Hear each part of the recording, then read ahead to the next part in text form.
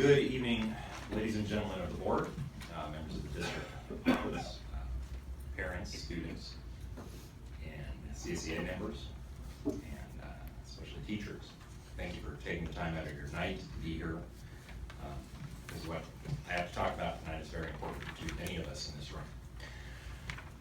I was thinking about this yesterday, about how I ended up working for the Calexico Unified School District. Did you know that I interviewed over the phone? I still remember the call. It was with Rebecca Ayala Rodriguez and Rosa Martinez Lopez, the principal and resource teacher at the Enza Junior High School. I was standing in the living room of my apartment in Las Vegas, unaware that the conversation I was having with a couple of people hundreds of miles away in Calexico, a city I had never heard of until I applied for a job here, I was unaware that that call was going to change my life. It was 2 days later, and as I was sitting in the parking lot of the Pomona School District, waiting to be interviewed there, that I got the call from Mrs. Ayala Rodriguez, letting me know that I had gotten the job. I took the news in stride.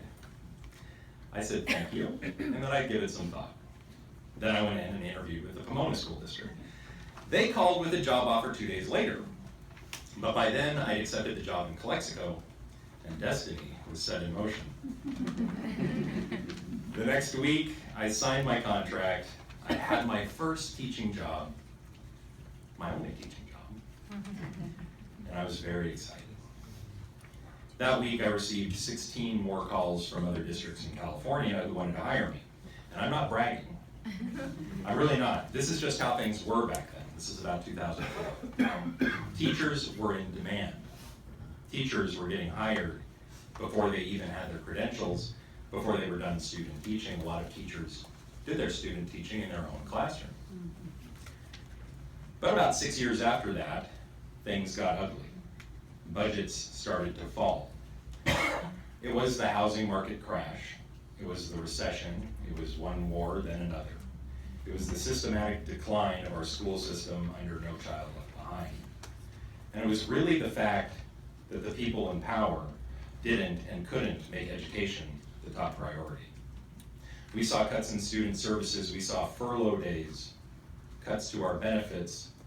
Norma Aguilar was on the board when we lost those benefits.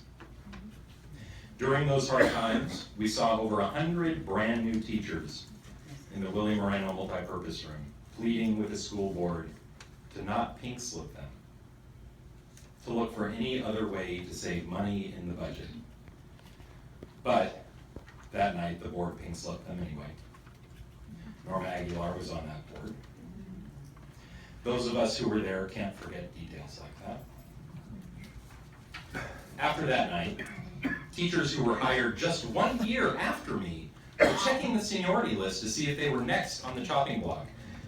After that night, I saw wide-eyed, brand new teachers lose the light in their eyes because they were going home without a job for the next school year.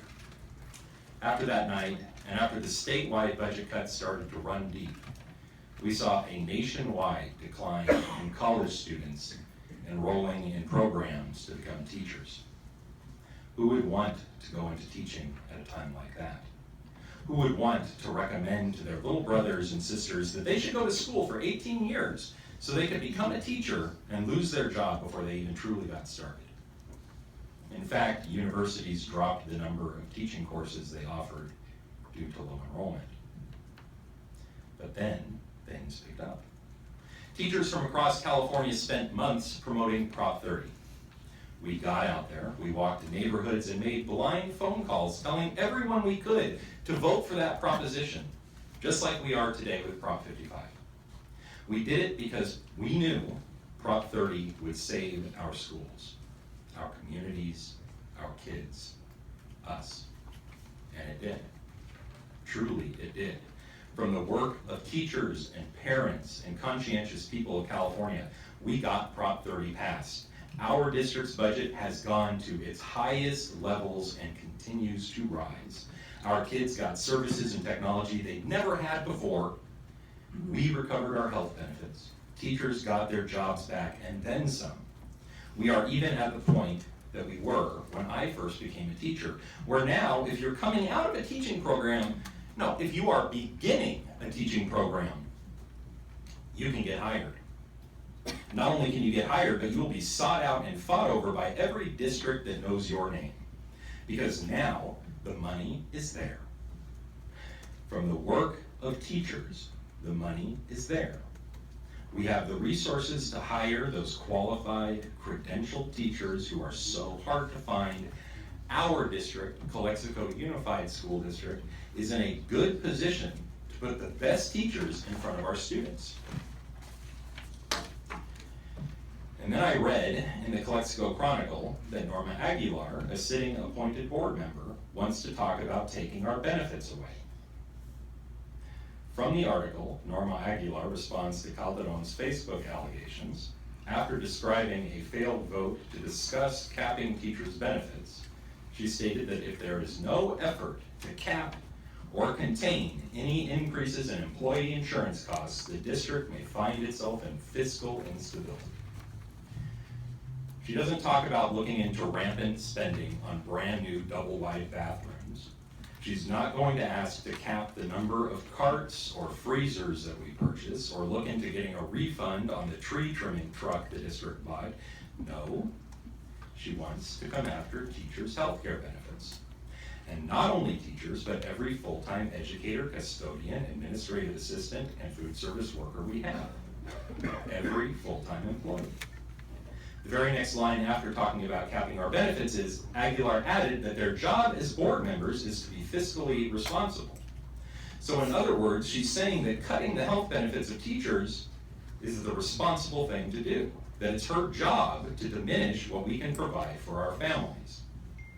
In an age when we can't hire one single female PE teacher for one of our junior high schools, in an age when kids are being taught by people who have just passed the drinking age and aren't even close to having their credentials yet, in an age when other districts are pumping up their teachers' benefits to 100% coverage, districts like Brawley Union High School District, where they pay their teachers the highest salary in the county, $117,000 at the top of the salary schedule. In this age of competitive teacher hiring, Norma Aguilar thought it was a good idea to publicly insinuate that she wants to cap Calexico teachers' benefits. That the health care of the teachers who were the foundation of the work that got our budget to where it is today, that our health care is first in her sights to shoot down the minute things get rough. That our family's health care is first on her list to cut. She put it in colder, more calculated words, I am not. I see her threat for what it is, and I know you do too. And I also know those rare, fully credentialed and qualified teachers out there looking for a place to work, looking for a place to work, will see those threats as well. Everyone knows we don't attract teachers to Calexico with our salary. It's still one of the lowest in the county. We attract teachers with the health benefits we offer. So what kind of behavior is that from a sitting board member to publicly, in the newspaper, threaten teachers in a time when we can't even find credentialed teachers to put in our kids' classrooms? And she's running to be elected to sit on this school board for another 4 years. This article is the only literature I've seen from her since she became a candidate. This article is the only policy of hers that I've read about in a public place. So maybe that's her platform, to go after teachers' health benefits, to go after the health care of our families and our children, to attack the people who are in the classroom doing their best every day to educate Calexico's kids and to chase away qualified teachers from our schools. She put it out there in black and white. We hear Norma Aguilar loud and clear. Unfortunately, so do the teachers we hoped to bring to our district.